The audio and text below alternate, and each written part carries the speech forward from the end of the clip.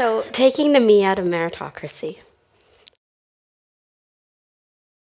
All right, so meritocracy, it's a noun, right? An elite group of people whose progress is based on ability and talent rather than on class, privilege, or wealth. Is that good? All right. A system in which such persons are rewarded and advanced. Still good? Okay. Leadership by able and talented person or people. Good? All right. Let's see how you feel at the end of the talk. Okay, I'm a teacher. We're gonna have a quiz. You ready?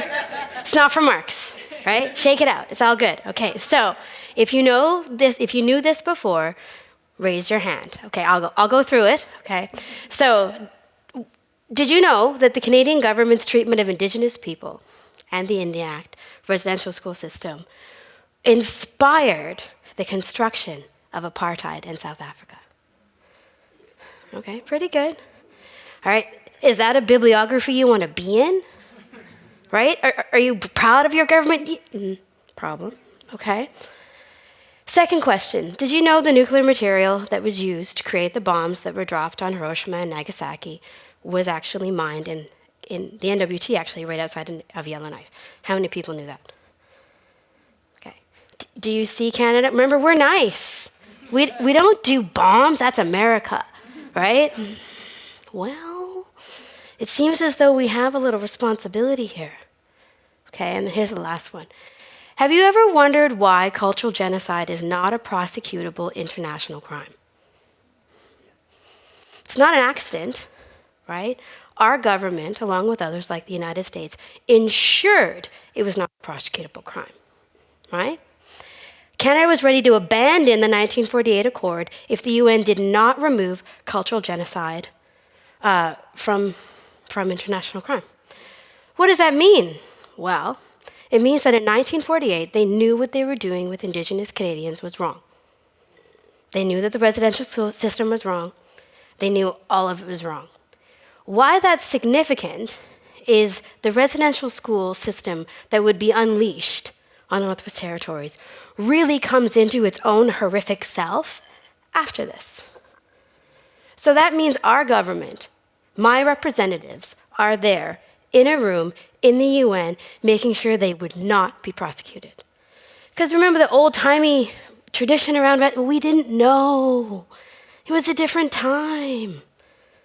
No, we knew. Our government knew, and it protected itself. And not only did it know, it then unleashed hell on Northerners, right? Because Northerners were gifted with weaponized education. I love school. I love school so much, I got 3 degrees. I work in a school. If I won $1 billion, I'd teach for free, right? Because I love it. Because school was good for me. I was happy. I was told I was smart, right? I worked hard. Then I come, meet a guy, move to Inuvik, start teaching. He teaches math. I teach English and social studies. And I find out that indeed they weaponized education against innocent, precious children. Let that sink in. How many people here were like, yeah, my education system was a weapon, right? As we're in a northern room, sadly, probably many of you. But for me, no, I was good at it, I did it, and everything went well. So statistically, 150,000 students went. 80,000 are still alive.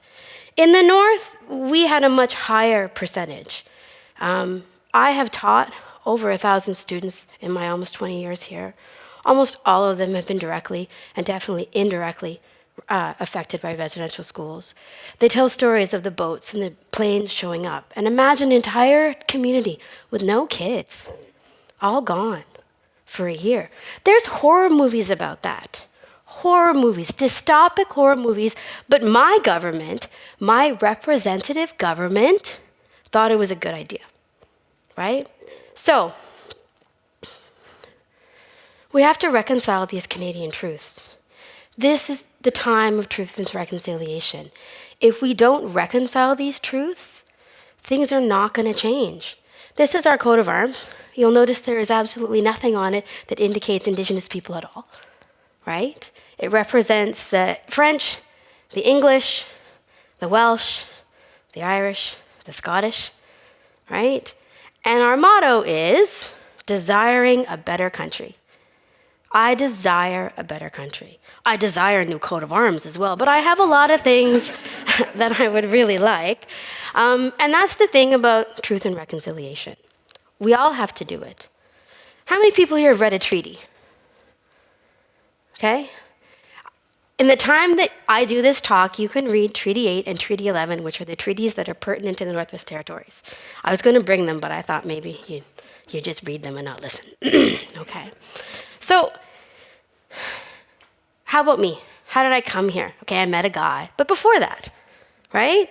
Before that, I'm going to tell you my story. I'm going to tell you my family story. My mother is from Atlantic Canada. Her family came because they were thrown in boats as the highlands were cleared. The rest came from Ireland, fearing oppression, starvation. They became farmers. They worked hard. Then they saw a market opportunity during Prohibition, ran some rum, made some money, right?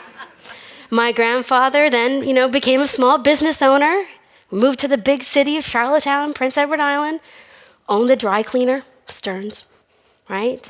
My mother went to nurses training, got her registered nurse, moved west, met my dad. Now I'll tell you about my grandfather. My great-grandfather was Irish, right, but of English. He came from England. He moved to Canada, Alberta, right? Sent away for a mail-order bride.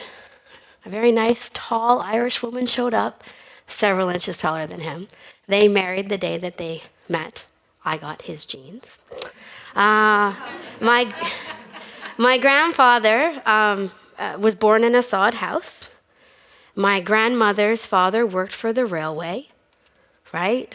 They worked hard, saved their money, moved to Calgary. My grandfather did real estate and contracting, and then my grandmother did the books. They had my father. He worked for himself. They had a kid. Here you go, right? So all of those people were working very, very hard to realize the Canadian dream, right? Because they could. So I'm the first generation, my sister and myself and my two cousins, to ever get degrees. I'm a teacher. My sister's a librarian. My cousins are computer programmers. We're kind of special cases, right? Because we're the girls. We're the only girls, right? All boys, all grandsons. So my grandmother was unapologetic. You work harder. It's harder to be a girl. But you have an opportunity that I don't have.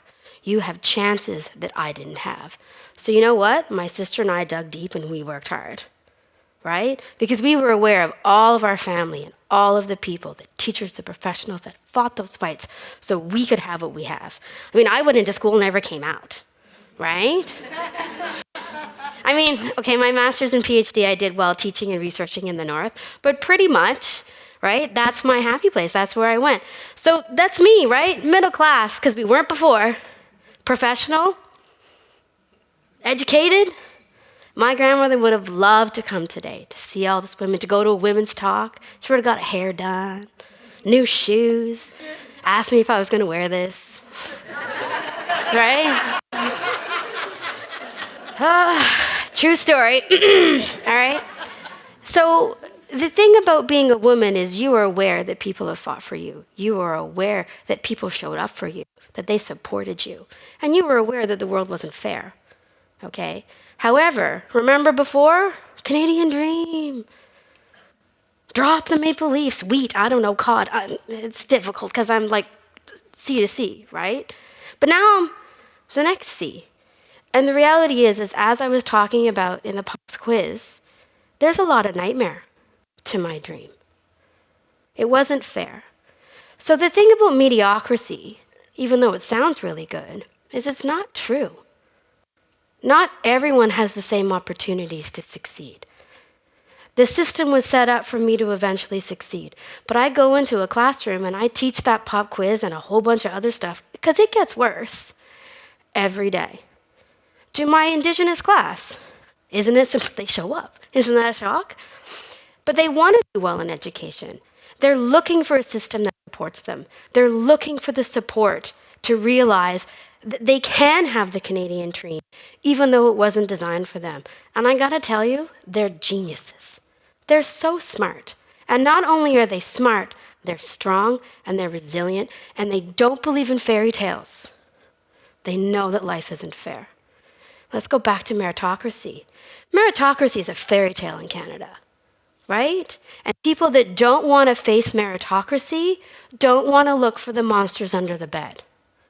Because if we admit all this crappy stuff, try not to swear, happened, well, then that means what we have maybe isn't just because we worked so hard, right? There's more to it than that. And when you look under the bed and you're scared, I hate to tell you, you might find a mirror. And if that scares you, then we're really very far away from this Canadian dream, right? I'm not saying we all haven't worked hard here. I worked hard. I didn't speak till I was like 4. Can you believe it? All right. I didn't read till I was 7, right? Because I didn't have glasses, and then I got glasses, and I was like, oh, well, I guess there's words on those pages. That's fantastic, right? My grade 1 teacher was like, I failed all of the tests because I couldn't read. And then she goes, she seems smart enough, right? So they sent me to the eye doctor, and I got glasses. I had a teacher who, if she had not done that, can you imagine my educational trajectory? How different it would have been, right? So we need to do away with fairy tales. We need to do away with nightmares, and we need to face these things. We need to make the country we desire. Because it's the worst myth, right? Because all it does if we say that I have what I have because I'm special, and we don't realize that I have what I have because this country designed it for me to get it, and it designed it for my students to not, then that is the worst. It's a nightmare. It's a fairy tale. It's a dystopia. Bring a dictionary, okay? Because we have to make a better country, okay? But now I'm going to tell you a story, because I talk about this with my students a lot. We dialogue. They teach me more than I could ever hope to teach them. I don't mean that sentimentally. I'm serious, right? So I said, okay, let's come up with a metaphor. Let's talk about this, settler, colonial, and I said, okay, what if we were like ravens and geese, right? Ravens are the smartest bird. They winter over. They're wonderful. Geese come and go, because settler is hard in the north because people are really transient, meaning the southern people, meaning the white people, right? And my student's like, no. And I'm like, no, it's a good metaphor. It's good. She goes, no, you got it all wrong. Seagulls. See, she says, Suzanne, you can't say that about geese because they're majestic. More importantly, as a good northern woman, they're delicious, right? She goes, you're talking about seagulls. They're irritating. They're annoying. One student pipes up, good for nothing, right? So there you have in a dialogue. That's a pretty nice thing. I gotta tell you, there are other words that come to mind than seagull, right? And we can laugh in my classroom, and the generosity and the humor of my classes, they would never say something like, settler down if seagull offends you, colonizer. I would, right? But their manners are better than mine, and their ability to see the world as a generous space, right?